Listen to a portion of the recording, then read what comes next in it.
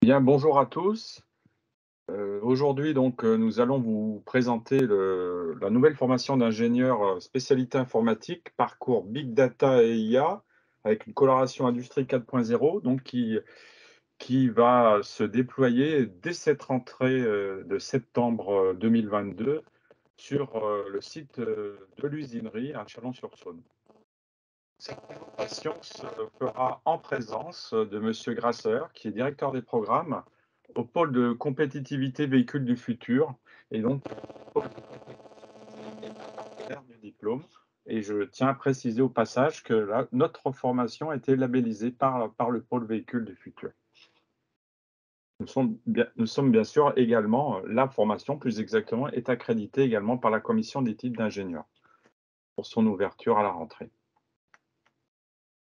Donc comme je vous l'ai dit, cette présentation se fera en présence de monsieur Grasseur, de moi-même, donc je suis maître de conférence, je suis responsable pédagogique de cette formation et j'associe également Michel Bérat, professeur émérite au CNAM, titulaire de la chaire modélisation statistique du risque, chargé de mission auprès d'administrateur provisoire, du CNAM, pour le projet du Grand Chalon, donc qui a pas mal œuvré, heu, avec moi donc, pour, ce projet d'ouverture, de ce de cette formation. Donc à l'ordre du jour, très simplement, donc pour démarrer, on fera un petit survol rapide, hein, qu'est-ce que c'est que le big data? Qu'est-ce qu'on entend là par là? Qu'est-ce que l'IA? Heu, qu'est-ce qu'il y a derrière le concept, on va dire, d'industrie 4.0? Ensuite, je laisserai la parole à monsieur Grasser, donc qui représente le pôle véhicule du futur, pour nous faire part un petit peu, des problématiques qui sont rencontrées par les entreprises, qui, sont membres de ce pôle de compétitivité, et qui, comment dire, touchent de près ou de loin à l'intelligence artificielle et au big data. On en profitera par la suite pour, vous présenter d'un peu plus près la formation d'ingénieur, informatique qu'on propose dès la rentrée, à Chalon. Et puis pour terminer, un petit survol, également de la vie, si je puis dire, étudiante, hein, de la vie à côté, des études, à Chalon, hein, à travers le prisme de la restauration, des sports, des transports et cetera, hein, de la vie culturelle. Et pourquoi pas, si vous le souhaitez, on sera avec plaisir à votre disposition pour répondre à des questions éventuelles. Donc tout d'abord, démarrons par, une petite introduction. Donc, qu'est-ce que le big data, l'IA, l'industrie 4.0? Alors on va survoler, hein, forcément, hein, bien sûr. Donc le big data, j'ai envie de dire que ça caractérise, des données de gros volumes, hein, des données massives, on peut dire encore, données en grande quantité. Qu'est-ce qui les caractérise particulièrement? Bien donc, c'est le volume quelque part, hein, c'est ce que je viens de dire, signifier. C'est également la vitesse à laquelle on est amené à les traiter, hein, prenons par exemple des données industrielles, qui sont issues de capteurs sur une ligne de production. Si on veut, suivre en temps réel, eh bien, on va dire les performances, de la ligne de production, il va falloir, effectivement qu'il y ait une vitesse de traitement, plutôt très, très, très, très importante. Enfin, j'ai envie de dire, pour simplifier, là encore, hein, 3e paramètre qui caractérise les big data, c'est leur variété, hein. Les big data, les données massives volumineuses, eh bien, elles se caractérisent aussi par le fait que, on peut tout autant avoir des données structurées que des données non structurées et puis, si j'ai envie de dire, un mixte un mixte des 2. Ces fameuses big data, pensons aux données, industrielles, eh bien, elles vont passer par un pipeline, hein, une chaîne de traitement, si je puis dire, d'acquisition, de traitement et de restitution. Donc en gros, voilà, grossièrement, voilà un exemple, de pipeline par lequel, pardon, peuvent passer, des données massives industrielles. Donc on va dans un premier temps, ça va de soi les récupérer, faire de l'extraction, filtrer des données, On va ensuite les nettoyer. Les nettoyer, ça peut vouloir dire, entre autres, eh bien, repérer et isoler des valeurs aberrantes, hein, les structurer, les intégrer, pourquoi pas, à un data lake, hein, afin de les stocker d'une certaine manière, mais voilà, c'est une approche comme une autre. Et puis après, on va lancer des calculs, des analyses sur ces données via, un certain nombre, d'algorithmes, hein, qui peuvent relever soit du ce qu'on appelle du machine learning, hein, soit, pourquoi pas, du deep learning. Tout dépend en fait, le champ applicatif. Et puis à la sortie, une fois qu'on aura fait ces calculs, ces analyses, bah, l'idée c'est quand même de pouvoir en tirer quelque chose, si je puis dire, hein. Heu et donc la dernière étape, c'est ce qu'on peut appeler en gros une couche la couche de restitution. Donc, ça va être la phase au cours de laquelle, eh bien, on va de manière intelligible euh, donner des résultats, des analyses de façon pertinente et de façon donc intelligible pour les personnes concernées en fait, hein, qui ont fait comment dire, cette demande au départ, hein, d'analyse de données, qui avait ce besoin, si je puis dire, au départ, initialement. L'intelligence artificielle, c'est pareil, hein, je ne vais pas m'étendre, mais en gros, on peut dire en particulier, c'est à la croisée de plusieurs domaines des mathématiques, de l'optimisation, entre autres, mais également des statistiques, hein, statistiques au sens large, hein, l'analyse de données, de la vision également, et de l'automatique, de la robotique. Ça, c'est pour l'intelligence artificielle. Maintenant, si on zoome, hein, si on a envie d'aller un peu plus loin, on va pas forcément aller beaucoup plus loin, bah, derrière l'intelligence artificielle, eh bien donc, j'ai déjà évoqué ces termes tout à l'heure, hein, se cache un certain nombre d'outils, si je puis dire, de méthodes, hein. Alors, on parle de machine learning ou encore apprentissage automatique et derrière le machine learning, eh bien, il y a, si je puis dire, là encore, toute une panoplie, tout un spectre de méthodes, hein, qui sont, plus ou moins appropriées selon, bah, le cas d'usage, en fait, qu'on rencontre.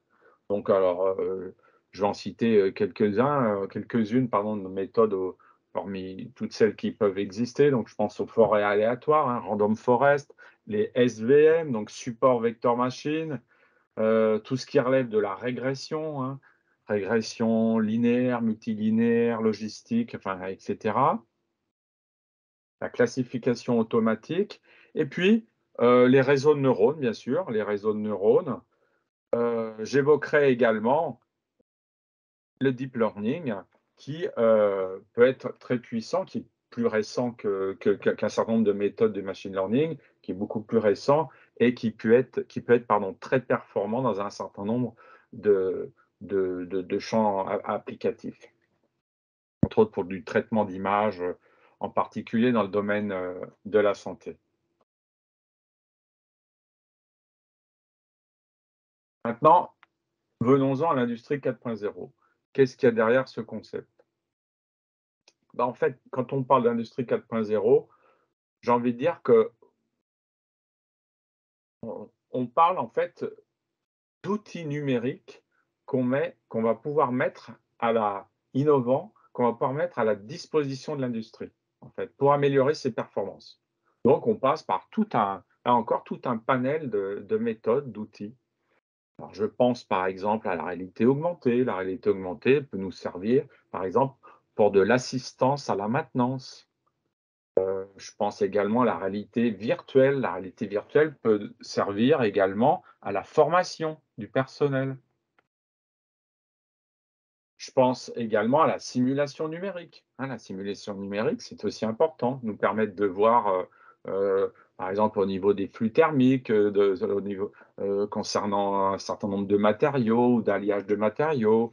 Je pense à l'impression 3D, d'accord? C'est très important ça également. Ça aussi, ça relève de l'industrie 4.0 et puis d'une façon générale, quand on utilise, eh bien, tous ces outils du machine learning, du deep learning, du big data, hein, afin d'analyser des données en tout genre. Eh bien, en fait, effectivement, là, on est encore dans l'industrie 4.0, l'industrie du futur. L'industrie 4.0, l'industrie du futur, bah, c'est aussi la robotique, la cobotique. C'est aussi l'internet des objets, l'IoT. Alors citons comme ça, c'est pas une liste forcément exhaustive, hein, mais citons quelques exemples d'applications, de l'IA à l'industrie 4.0. Donc je pense par exemple à la maintenance prédictive, à l'inspection automatisée, hein, pour les contrôles qualité, contrôle non destructif, détecter des anomalies, par exemple, je sais pas, sur une aile d'avion, sur un train d'atterrissage, j'en passe, hein, la fabrication additive, le jumeau numérique, la cybersécurité, le supply chain, l'ergonomie du poste du travail, très important également pour que l'opérateur puisse, travailler dans de bonnes conditions. Maintenant, si on veut faire un petit focus, sur, certains champs applicatifs, prenons par exemple, la fabrication additive. Eh bien, citons quelques exemples d'applications, hein, de façon un peu plus précise. Eh bien, l'IA, hein, l'intelligence artificielle, est susceptible de nous permettre d'améliorer la performance d'une imprimante 3D, car elle va permettre, d'améliorer la capacité de production, le coût, tout ce qui relève des coûts, les délais de fabrication et de livraison. Ça va permettre également d'automatiser, pardon, le workflow pour l'impression 3D, c'est-à-dire le passage du modèle, on va dire primaire, de la CAO à la version 3D finale qui sera imprimée. Ça nous permet également d'automatiser la sélection des matériaux, donc en réglant de façon très fine les paramètres, hein, qui vont permettre comment dire? De définir le matériau qui sera utilisé pour imprimer, hein, pour faire l'impression 3D de l'objet en question. Ça, c'est pour ce qui relève de la fabrication additive, hein, quelques applications parmi d'autres. Prenons par exemple le supply chain maintenant. Bah, le supply chain, l'IA, bah, ça va être utile pour l'automatisation de l'inventaire, par exemple, pour une gestion intelligente des stocks, pour une optimisation des tournées de livraison, pour une meilleure visibilité du transport, pardon, j'en passe. Alors, je vous ai parlé de big data, je vous ai parlé d'IA, l'intelligence artificielle, pardon. Je vous ai parlé très rapidement également d'industrie 4.0. Alors, pourquoi on pourrait se poser la question pourquoi tout ça et pourquoi à Châlons? En fait, Chalon-sur-Saône, qui est une ville moyenne, a une volonté, il y a une volonté politique, hein, depuis maintenant, on peut dire, plus d'une décennie, hein, presque 2 décennies, de mettre en phase, si je puis dire, les filières d'enseignement supérieur sur son territoire avec les axes de développement économique, que l'agglomération a choisis.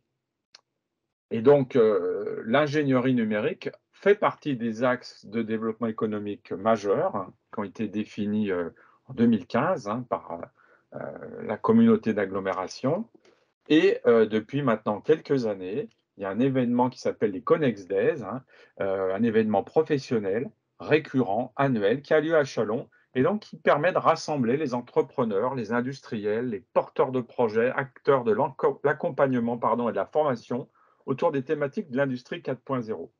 Et donc ça permet, c'est l'occasion de permettre, de croiser, si je puis dire, un public, plus large, hein. Par exemple, des étudiants et des entrepreneurs qui ont des problématiques, qui peuvent relever de l'industrie 4.0 et de l'utilisation justement d'outils numériques innovants pour améliorer leur performance industrielle.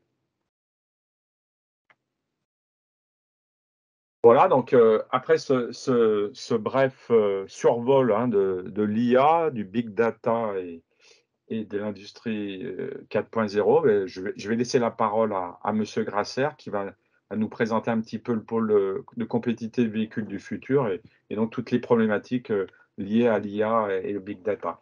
Je vous laisse la parole, monsieur Grasser. Oui, monsieur Guillet, merci beaucoup. Alors attendez, je vais vous partager déjà le document. Mmh. Alors,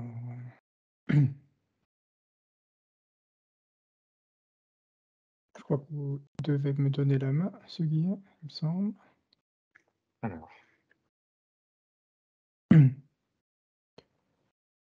je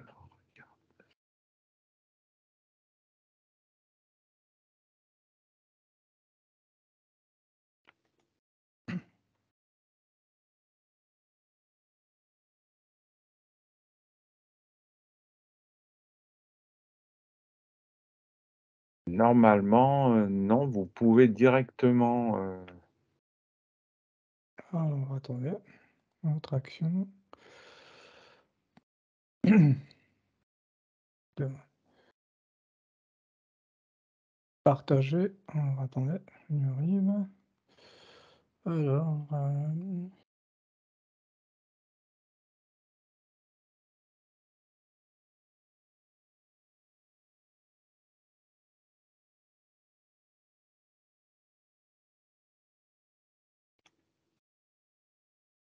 je ne sais pas si ça s'affiche. oui, voilà, Oui, parfait.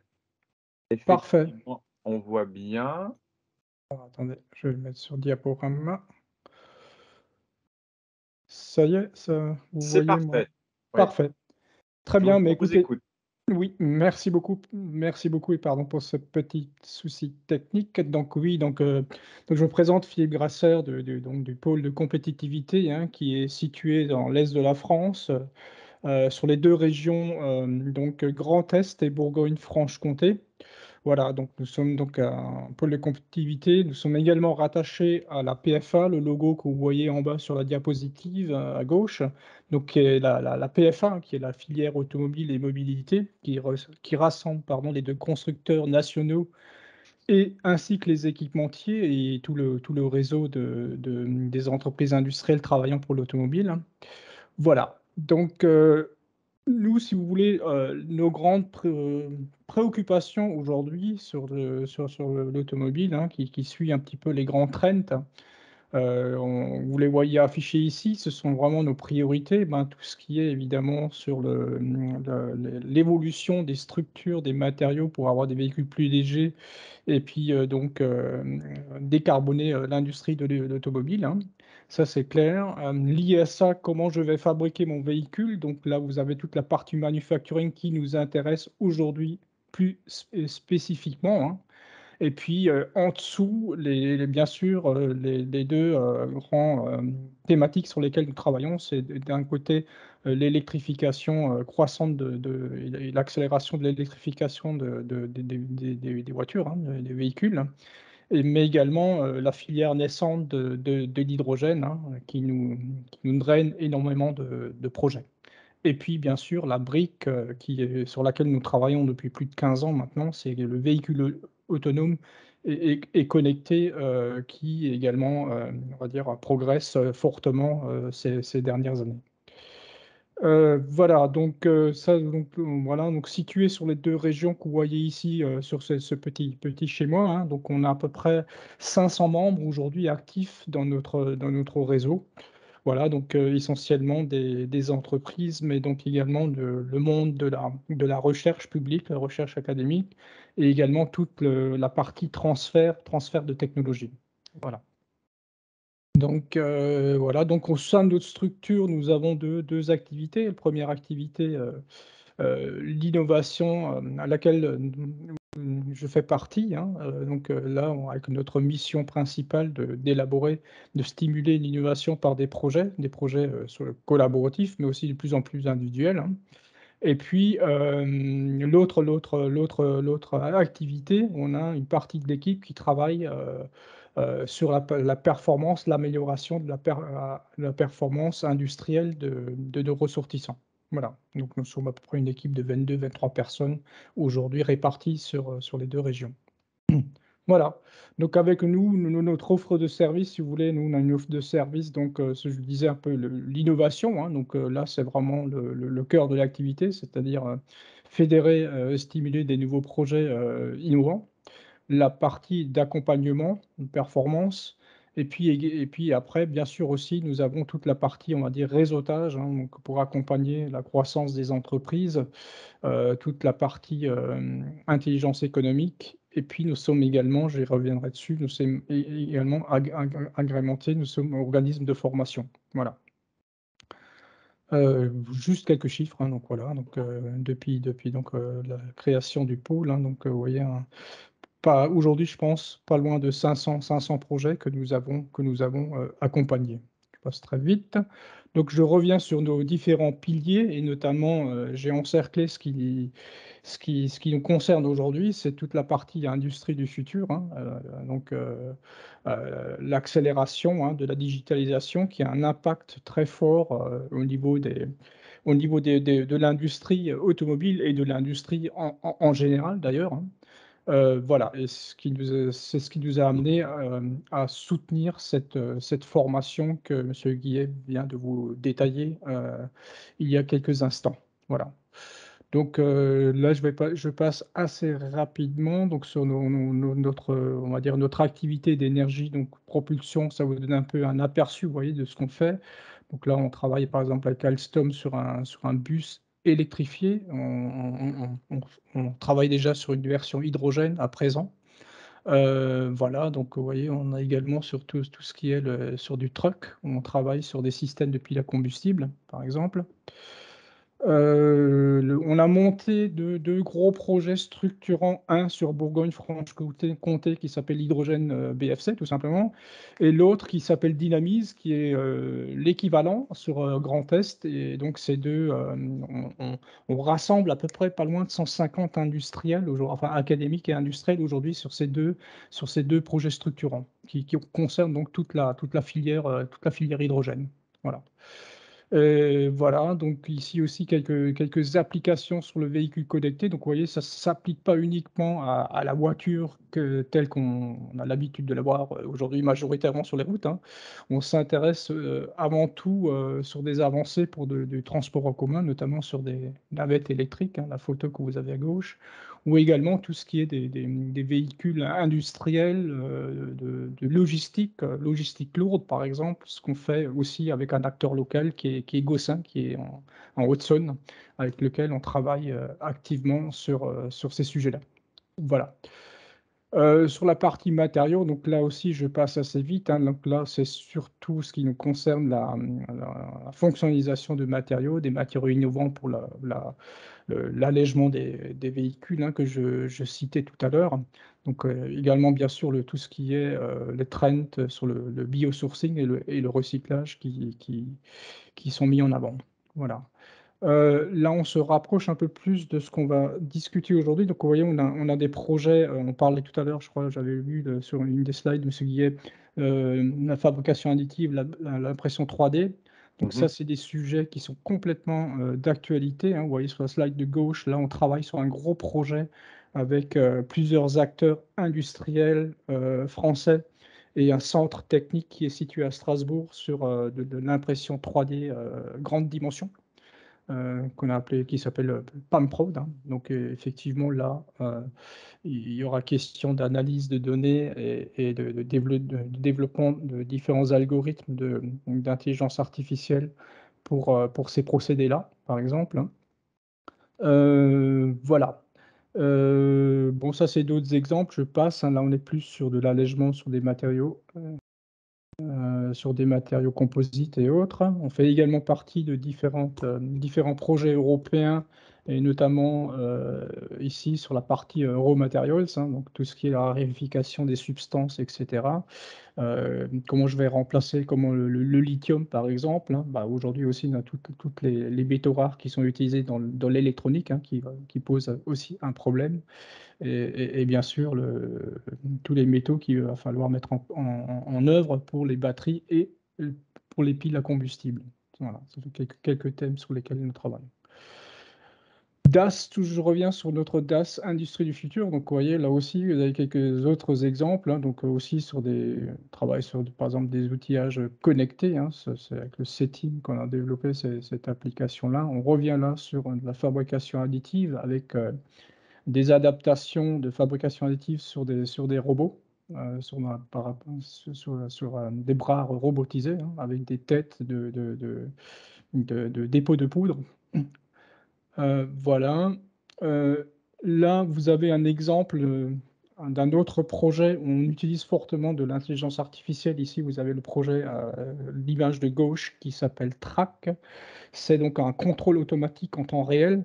Alors là, je pense que j'ai plus loin dans la présentation une image réelle actualisée, puisque ça, c'est un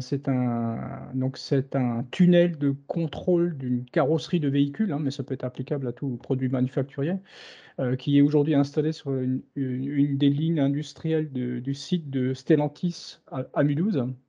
Et l'objectif ici, c'est de faire passer un véhicule, en l'occurrence une caisse en blanc, donc avant mise en peinture et avant montage, et de vérifier, d'avoir en automatique un relevé, très précis sur les défauts, tous les défauts d'aspect qu'on peut rencontrer sur la carrosserie brute. Donc ça peut être de la surbrillance, du bosselage, des incrustations, des rayures, et cetera.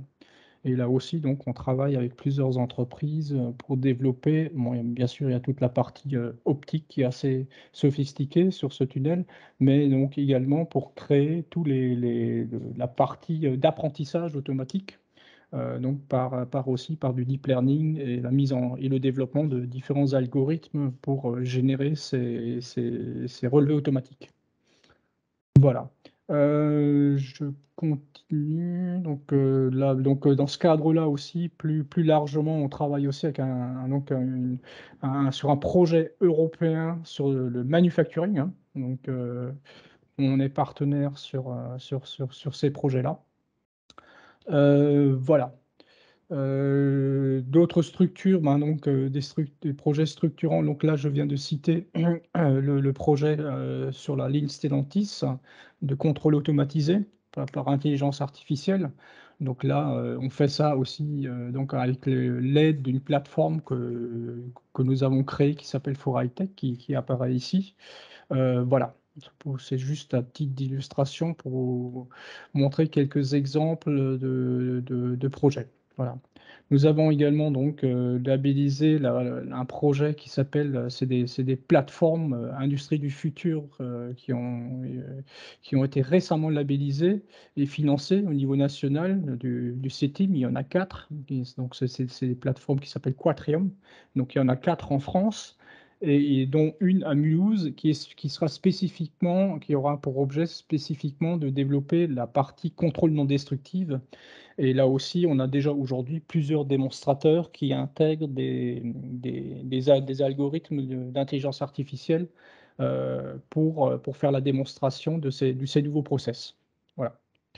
Voilà, donc là, j'ai juste mis à titre d'exemple, hein, parce que je voulais, voilà, quand même vous montrer un peu concrètement en termes des besoins qu'on a donc sur le big data, sur l'intelligence artificielle, sur des choses concrètes qu'on a montées récemment avec des industriels, hein. Voilà, donc là, vous voyez, par exemple, un projet qu'on appelle X-Quality, donc qui est vraiment ici, également donc centré sur du diagnostic, sur un process, hein, ou un îlot de machine pour, générer en fait, un modèle de connaissance à partir d'un réseau de capteurs, hein, et étudier toutes les dérives qu'on peut avoir, sur un procédé, et bien sûr avec l'objectif de pouvoir, répondre à ces dérives en temps réel. Voilà. Donc, que ce soit pour de la maintenance, préventive, de la maintenance prédictive, des pannes machines, par exemple. Donc, comme on l'a marqué ici, un marché bien sûr énorme pour les offres de solutions, 4.0, une très grande perspective sur le machine learning dans ce domaine-là. Voilà. Le contrôle, là, c'est ce que j'ai annoncé tout à l'heure. Donc là, voyez une image réelle de ce que je disais, donc sur le site Stellantis Mulhouse, avec ce tunnel, du moins, vous voyez ici, en UV, le véhicule, la caisse en blanc qui est en train de rentrer dans le tunnel de contrôle. Voilà, donc avec cette détection automatique, de l'analyse de la surface, de l'objet. Mmh. Voilà, pour détecter l'ensemble des défauts. Voilà, donc bon, ça, c'est d'autres projets européens qu'on mène également dans le cadre de l'industrie du futur plus globalement. Voilà, voilà. Donc nous sommes également, centre de formation, pardon, qualifié, ce que je disais tout à l'heure, hein. Puis dans ce cadre-là, bah, au-delà par exemple, de notre soutien qu'on a apporté pour cette nouvelle formation, avec le CNAM, nous travaillons avec, un large réseau d'académiques, hein, et Mmh. également, sur toutes les initiatives sur les campus des métiers et des qualifications, et notamment pour, la partie automobile et mobilité du futur pour, donner de l'attractivité à nos métiers de l'industrie. Voilà. Oui. Voilà donc ce que je peux vous dire, et nous avons également développé une plateforme digitale, hein, qui s'appelle 4H Factory, que vous pouvez télécharger sur notre site, où également on a mis en place donc tout un espace numérique avec des démonstrateurs sur les meilleures pratiques de l'industrie 4.0, et bien sûr, il y a une large place sur les parties numériques, que ce soit la réalité augmentée, réalité virtuelle et les applications d'IA. Voilà. Voilà, je vous remercie donc, pour, Mer votre écoute, et puis, bien sûr, je reste à votre disposition si vous avez des questions quant à par rapport à la formation ou des perspectives, dans l'industrie. Merci mer beaucoup. Merci monsieur Grasseur. Donc je poursuis la présentation, hein. Donc, merci pour ces précieuses informations. Je vais donc poursuivre en faisant une présentation un peu plus fine, si je puis dire, bah, du diplôme d'ingénieur, hein, de la formation. Donc c'est à mon tour de Mmh. partager, heu, l'écran.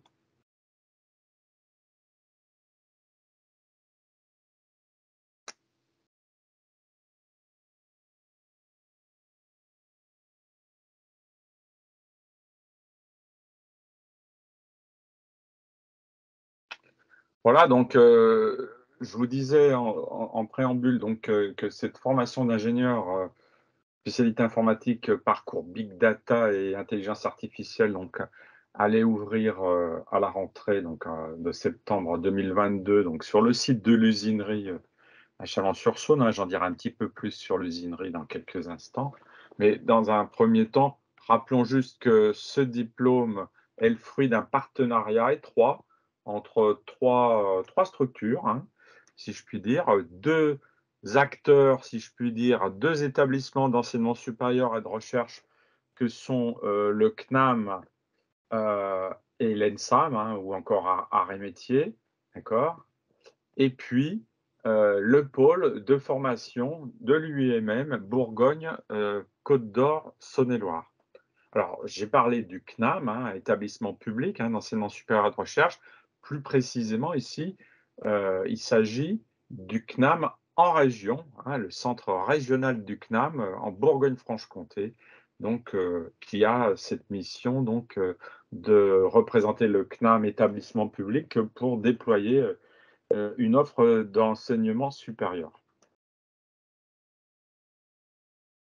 Alors que dire, je vais être très bref, hein, que dire du CNAM, hein, du CNAM, je dis bien, hein, pour l'instant, du CNAM et de l'ENSAM, hein, des arts et métiers, il va dire, c'est peut-être un peu simpliste ce que je vais dire, hein, mais ce sont, de vieilles écoles, hein, au sens noble du terme, qui, ont plus de 200 ans, hein, fin du XVIIIe siècle.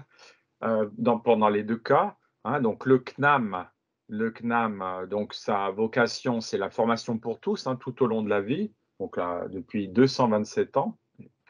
Et puis, en Bourgogne-Franche-Comté, eh bien, si on zoome, si on regarde un peu plus près, eh bien, le CNAM, ça représente, 1 524 élèves. Alors ça, c'est une photographie en 2020-2021, donc c'est assez proche. Et puis également, ça représente 15 sites, pardon, d'enseignement, dont Chalon-sur-Saône, hein, dont Dijon, dont Belfort, hein, j'en passe, et puis un certain nombre de domaines de formation. Le pôle de formation de l'UIMM, Bourgogne, Côte d'Or, Saône-et-Loire, donc, ça propose, pardon, principalement donc des formations en contrat d'apprentissage et en contrat de professionnalisation, formation diplômante, hein, de bac à bac+5, permet de former des salariés d'industrie, les accompagner dans l'acquisition, le maintien, l'évolution de leurs compétences. Il y a à peu près 4 000 salariés qui sont formés chaque année et puis, environ 434 entreprises, qui font partie, entre guillemets, si je puis dire, du réseau, qui soutient, le pôle, de formation. Quant à arts et métiers, donc ou encore ENSAM, hein, un grand établissement, également comme le CNAM. Donc là, c'est une école d'ingénieurs, hein, qui forme donc des ingénieurs, des cadres de l'industrie, qui accueille chaque année sur ses 8 campus et ses 3 instituts, dont celui de Chalon-sur-Saône, et bien plus de 6 000 étudiants. Alors, je vous ai parlé de cette formation d'ingénieur depuis le début, hein, de cette présentation. J'ai évoqué, le lieu, hein, sur, le site sur lequel allaient, avoir lieu, les enseignements. Il s'agit de l'usinerie. Donc l'usinerie, bah, vous avez un petit aperçu de ce lieu, hein. Donc c'est un beau bâtiment du 19e siècle qui est en restauration, même en phase finale de restauration, hein, qui sera livré dans quelques semaines. Et donc à la rentrée de septembre, eh bien, la première promotion de cette formation d'ingénieur, aura ses enseignements au sein même de ce bâtiment que vous voyez sous tous ses angles, si je puis dire.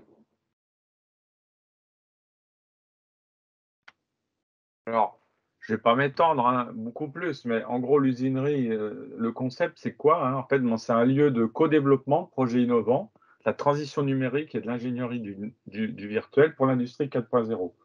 Donc, l'usinerie, c'est 3 acteurs, si je puis dire, 3 partenaires. Nous avons, 2 établissements d'enseignement supérieur et de recherche, donc arts et métiers, ENSAM, le CNAM via, comment dire? Le CNAM en région, donc Bourgogne-Franche-Comté et également, heu, un troisième partenaire qu'on appelle l'Usinerie Partners, donc qui a l'interface entre les 2 acteurs de l'enseignement supérieur et les entreprises pour leur transformation, justement, leur transition numérique.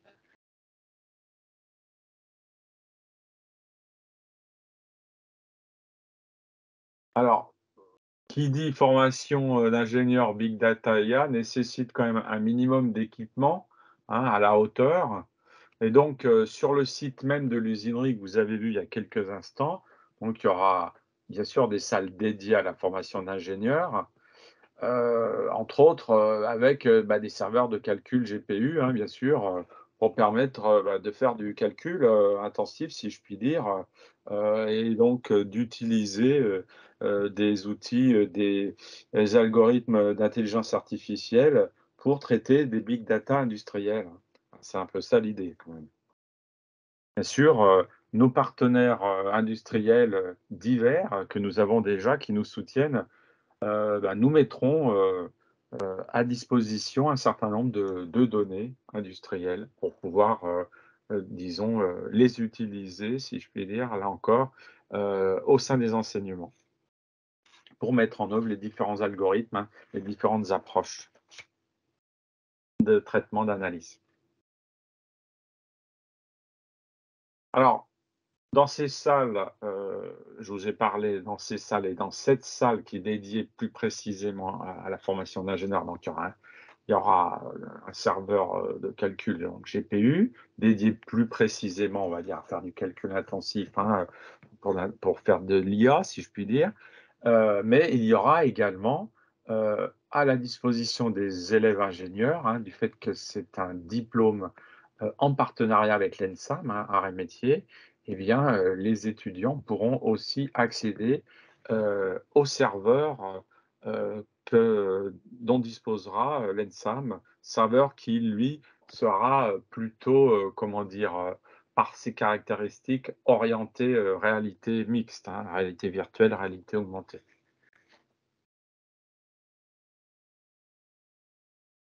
Heu, au sein même de l'usinerie, donc je vous ai dit qu'il y allait y avoir, cette formation d'ingénieur, bien sûr, mais il y aura également une seconde formation, hein, une formation de l'ENSA, arts et métiers, une formation de master recherche qui est spécialisée dans la réalité virtuelle, master recherche MTI 3D.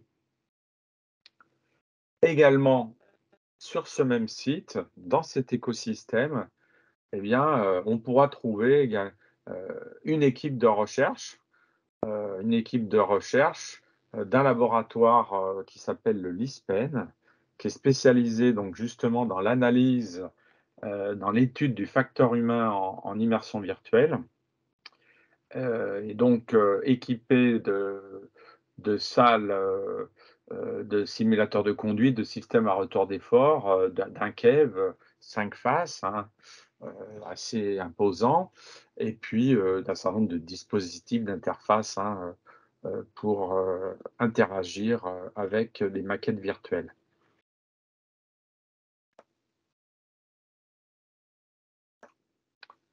Du fait, du partenariat, assez, dense, si je puis dire, là encore, dont bénéficie cette formation d'ingénieur, eh bien, les étudiants pourront aussi profiter des solutions, si je puis dire, industrielles que proposent nos partenaires. Par exemple, l'accès à la Edgebox, de Siemens, ou encore à la plateforme MindSphere de traitement de données industrielles, dans que met à disposition, Siemens France. Ils pourront profiter également, les étudiants, d'une ligne de production 4.0 qui sera implantée au sein de l'usinerie avec un certain nombre de briques technologiques dédiées à la réalité augmentée, à la réalité virtuelle, à l'intelligence artificielle, et donc là encore, ça pourra faire l'objet d'un certain nombre de travaux pratiques pour les élèves ingénieurs. Et puis, je ne l'ai peut-être pas dit assez, donc cette formation qui, ouvre donc, qui est le fruit du partenariat entre le CNAM, l'ENSAM et le pôle formation de l'UMM Bourgogne 2171, eh bien, cette formation, eh bien, bénéficiera également, du matériel pointu, heu, dont dispose le pôle formation, de l'UIMM qui se trouve à proximité de l'usinerie. Donc une ligne de production 4.0 avec un certain nombre de fonctionnalités dédiées à la cybersécurité, aux jumeaux numériques, entre autres, la réalité virtuelle, la réalité augmentée, et un certain nombre de robots, de cobots. Maintenant, venons-en, heu, aux modalités d'inscription, aux conditions d'accès. Quels sont les publics attendus dans cette formation? Alors, première chose à dire, donc c'est un diplôme d'ingénieur, hein, qu'on délivre à la sortie. Donc, c'est une formation en 3 ans, comme toute formation d'ingénieur. La spécificité de cette formation, c'est qu'on accueille un public qui aura un statut d'apprenti, exclusivement durant ces 2 premières années, hein, donc des étudiants en alternance en entreprise avec un statut d'apprenti. Les prérequis pour intégrer cette formation, hein, très simplement, hein, c'est pas une liste exhaustive, mais, en gros, ça va de soi, avoir un bac+2 national, voilà, un diplôme bac+2 national reconnu, scientifique, bien sûr, mais pas que, hein. On étudie au cas par cas, les candidatures. Alors on peut bien sûr, recruter des étudiants issus des filières des classes prépa aux grandes écoles, comme d'étudiants issus de licences générales, pourquoi pas de licence informatique, mais également, des étudiants issus des nouvelles formations que proposent les IUT. Je pense aux BUT, hein, les bachelors universitaires de technologie, et là, on ne se limite pas à des étudiants avec un profil informatique, donc issus par exemple d'un but informatique, mais on peut imaginer de recruter sans problème, des étudiants avec un profil, disons, plus industriel, comme des étudiants issus de filières GE2I, gym, GMP, pourquoi pas, MP, mesures physiques, SGM, hein, pourquoi pas, de BTS également. Je pense au BTS SEO, entre autres, des BTS SN, des BTS CRSA, les BTS CPI. Alors bien sûr, tout le monde ne sera pas pris, hein, nous avons, une quinzaine de places en fait, hein, heu, au niveau du recrutement. La procédure, elle est classique, hein, donc c'est un si je puis dire un alliage, c'est un alliage, c'est peut-être pas le terme, hein, mais c'est une combinaison de si vous voulez, il y a 3 phases, dans la procédure, d'inscription. Donc il y a d'abord un entretien ou des tests, hein, peu importe l'ordre, des tests, un entretien et puis bien sûr l'examen du dossier de candidature. Et puis après, on étudie la question et on vous donne une réponse et on vous dit si oui ou non, on valide votre candidature pour vous retenir pour la rentrée.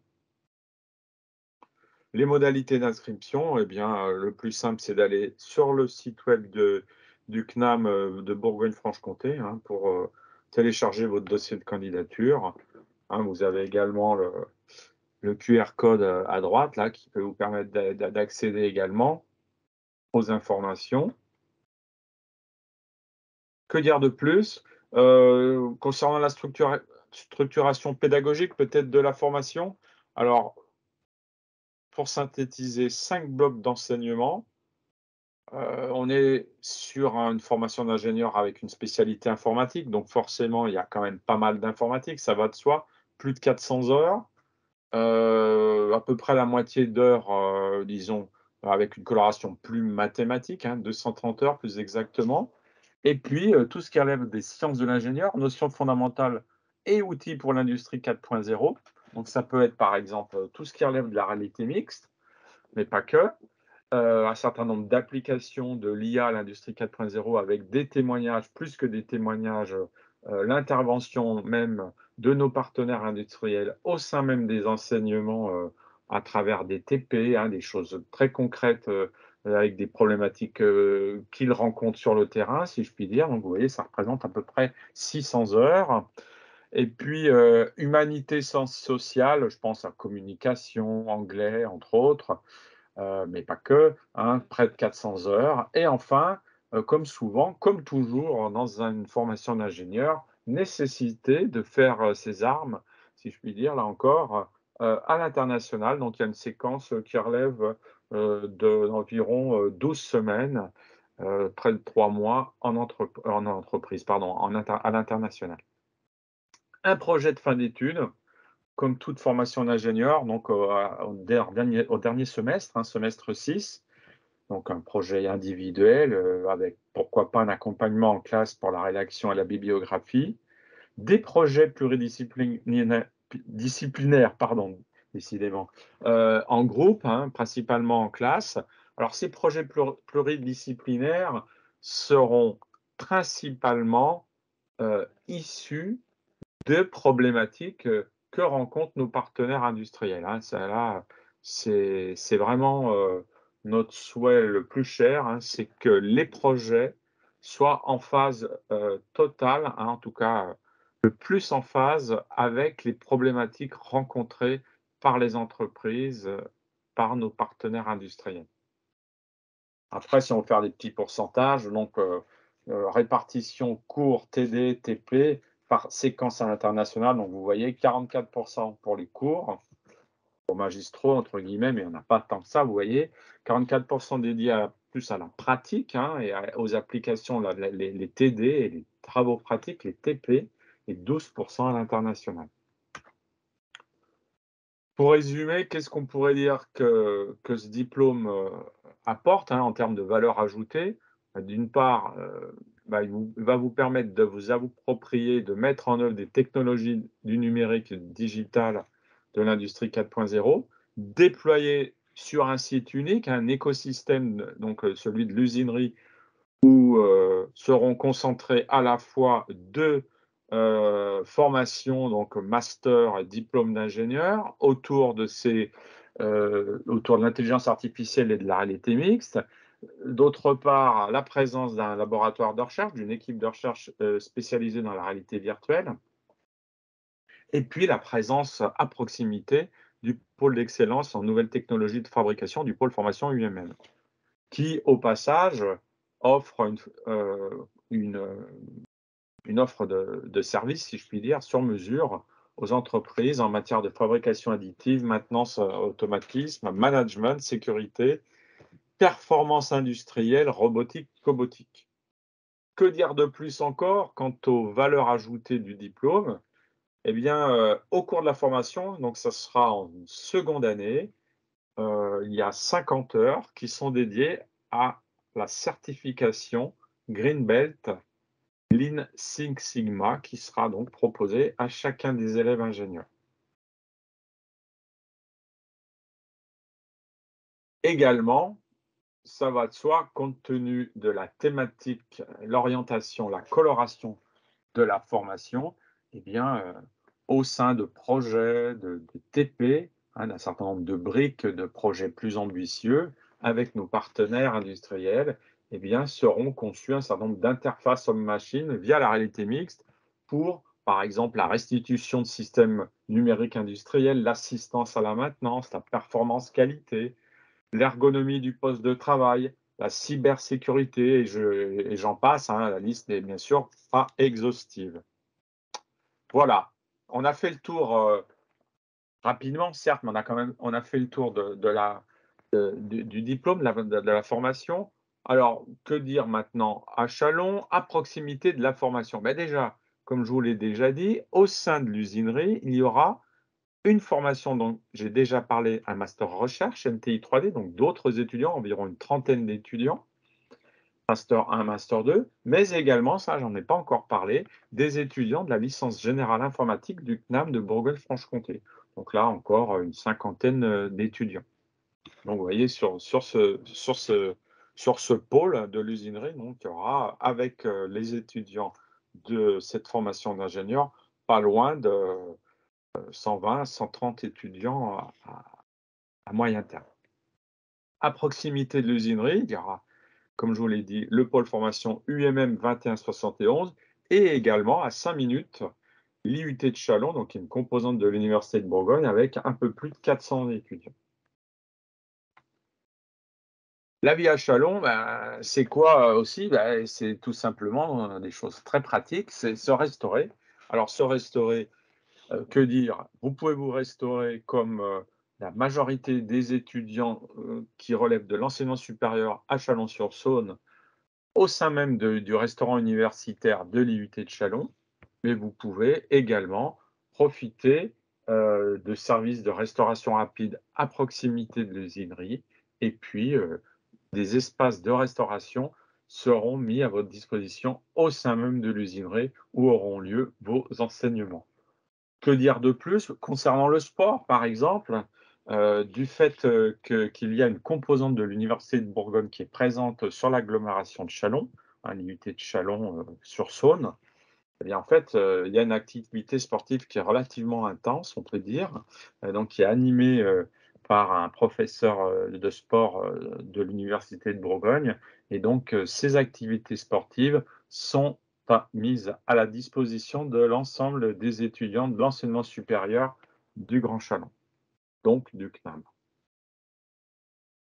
Concernant les transports, donc là, je ne m'étendrai pas, hein, si vous voulez en savoir plus, voilà, Châlons est une ville moyenne et donc, voilà, comme toute ville moyenne, elle dispose d'un certain nombre de lignes régulières de bus, hein, de navettes gratuites, hein. Je vous invite, à aller voir ce qui se passe du côté de la page web dédiée au bus Zoom, hein, d'accord? Il y a bien sûr, également des cartes, d'abonnement pour avoir des réductions si vous voyagez pas mal par ces moyens de transport.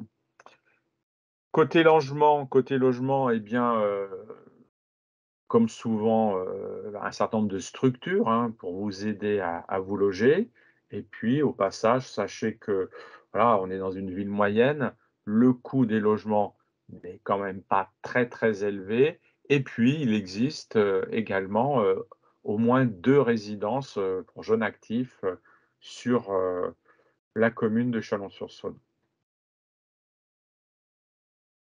Enfin, je vais parler de vie culturelle, hein, pour terminer, voilà, forcément, si vous vous lancez dans une formation d'ingénieur, vous allez être amené à travailler dur. Il faut dire ce qui est quand même, il y a pas mal de travail sur ce cursus en 3 ans, hein et donc si vous êtes, dans une ville, qui vous permet d'allier études et vie culturelle, c'est pas plus mal. Bah, écoutez, à Chalon-sur-Saône, qui est une ville moyenne, et ben, on peut dire qu'on est assez servi au niveau de la vie culturelle.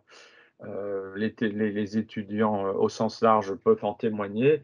Donc voilà, au passage, on dispose d'un conservatoire à rayonnement régional du Grand Chalon, donc qui a une spécialité danse, mais également musique et théâtre, donc qui propose un certain nombre de cours bien sûr, mais également de spectacles. Vous avez également la Péniche, hein, une scène, musiques actuelles, d'accord? Qui se trouve non loin du conservatoire. Vous avez également l'Arrosoir, un site, aussi qui a un certain charme, un caveau, qui est plutôt orienté jazz, hein, jazz club. Et puis, on peut parler également de l'Espace des Arts qui, là, est une scène nationale reconnue, donc pour ses spectacles de danse, théâtre, musique, pourquoi pas de cirque et puis un certain nombre de séances de cinéma qui sont proposées au cours de l'année. Voilà, je pense qu'on a fait un petit peu le tour, de la formation. Je remercie encore, monsieur Grasseur pour, sa participation, son soutien lors de cette présentation. Vous a fait un petit aussi panorama de la vie étudiante à Châlons. Maintenant, on est à votre écoute, si vous avez des questions, on est, prêt à y répondre.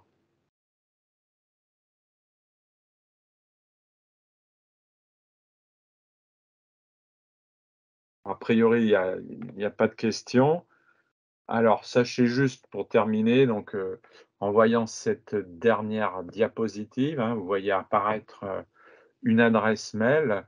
Donc ça, c'est l'adresse générique, qui est liée, qui, comment dire? Quelque part vous permet d'entrer d'accéder, d'entrer en relation, si je puis dire, avec, bah, les acteurs de cette formation d'ingénieur dont je fais partie. Donc, n'hésitez pas, si vous avez maintenant ou plus tard des questions, à nous envoyer des messages via cette adresse mail. Merci encore à monsieur Grasseur, bonne soirée à tous et donc à très bientôt.